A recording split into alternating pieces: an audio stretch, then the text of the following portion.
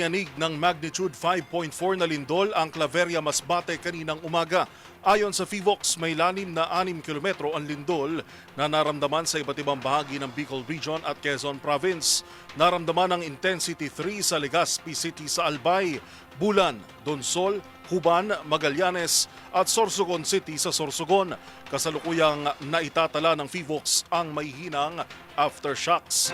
Samantala, naobserbahan din kaninang umaga ang pagdaloy ng lava dulot ng effusive eruption sa pagitan ng alas 6:31 at alas 6:46 ng umaga. Sinundan niya ng maikling pagbubuga ng lava bandang alas 9 na nagdulot ng pagbubuga ng abo. Nananatili sa Alert Level 3 ang Bulkang Mayon na patuloy ang pag-aalboroto sa ika-189 na araw.